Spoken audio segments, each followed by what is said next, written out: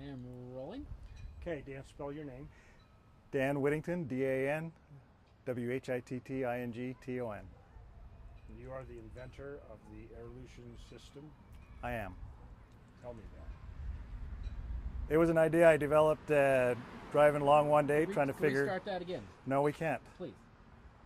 Start where? With your answer. Oh. You know, this is going to be as busy as the other place. I keep seeing vehicles. Okay. He may be turned. Yeah, he's turning down. All Okay, right. good. So, I came up with the idea in a car years ago. I used to build old cold air intakes out of cardboard and duct tape when I was younger, and was thinking about one day how to get more air down in the car engines. I have a lot of history in building turbochargers and normally aspirated motors. I'm a 35-year automotive mechanic as well, and was just tooling along one day and wondered why we couldn't put a ducted fan in front of a motor and get more air down in it. And we started testing, strangely enough, with a remote control radio in one hand and a ducted fan stuffed in the carburetor of an old 72 Bronco I built. And start from the Bronco I built. So I took a ducted fan and rigged it up to go in the carburetor of the 72 Bronco. I got a few-taba radio, and with one hand I ran the ducted fan with my left hand like this, and drove and gas pedaled with my right hand like that, and I got about a 10% improvement on my fuel mileage, and I did that for about 6 months. And so we took it to the next step where we started putting it on fuel injection. You want me to wait? We started, so after we took it to the next step, you should probably start now. Except there's another car coming. As always, he's stopping and turning. So after we did it on the Bronco, we went to the next step and we rigged up a. I'm sorry. Huh? It's just the kids screaming right in the middle of your Yeah, answer. they're cute kids. We can't see that though. But so after the Bronco and after the radio, we decided to take it to the next step, and I put it on a rheostat, if you will. A friend of mine invented this digital signal that can interpret the analog signal of a vehicle of a throttle position sensor, and so we put that on the 72 Bronco, and so they would run with the throttle, which is kind of my idea from the beginning.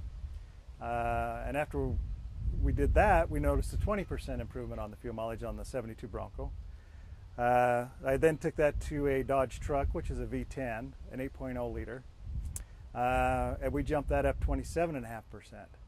And then I started asking all my friends and anybody who would let me put them on their cars and try it out and test it. I was very careful that I picked people that were watching their gas mileage and knew what their gas mileage was, and if they wouldn't document those numbers for me. And on the whole average, we ended up with about 20% improvement on almost every car that we did. The best we ever got was 40% on an H2 Hummer. He went from 8.5 miles per gallon and he jumped to 13.5 miles per gallon. How much do you have to invade the OEM electrical and mechanical system to make the conversion? Very little. Let's start that one again. And I would start it with my question.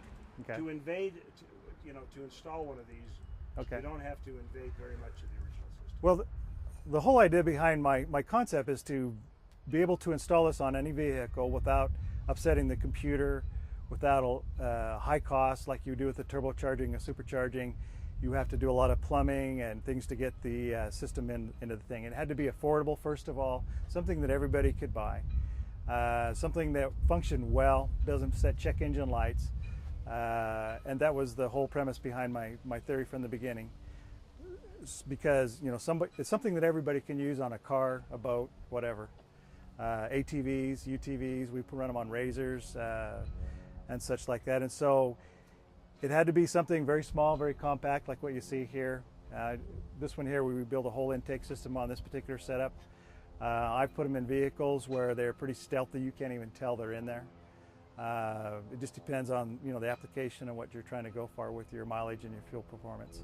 Okay, so if a guy you ship them anywhere, Is this do it yourselfer capable?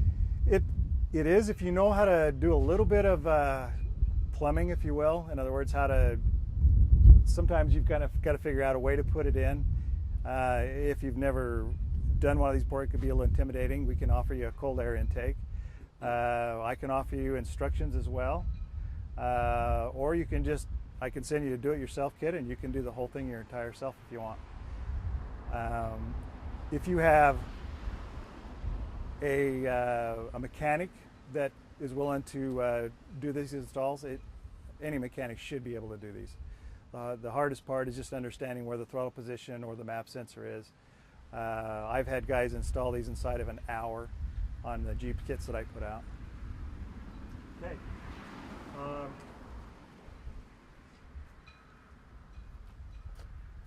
I'm thinking about, who would really benefit from this, and I think you said that to me once, is that the carbureted side of the world will probably see better performance out of this by a ratio.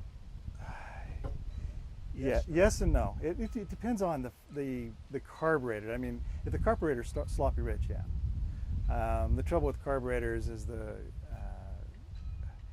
it makes them feel like they're fuel injected, first of all. So they run really, really good.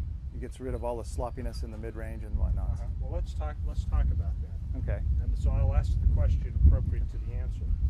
The question is going to be, what's the most significant thing that a guy who's running an older carbureted engine will feel with this conversion? The carburetors that we have done in the past, they tend to run or feel more like a fuel injected vehicle. The bottom end performance and torque curves come up on them tremendously. The throttle response is next to none. There's bottom end power right off the bat. If the carburetor is set up and tuned properly, you will get an improved performance on that you didn't expect from before the non-carbureted. How do you find somebody who knows how to set that carburetor up?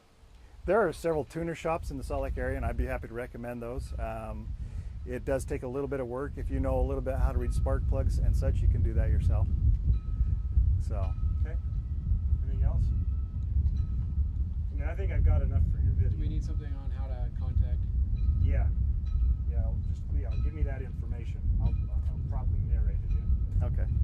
You can reach me at www.airlutions.org on the website.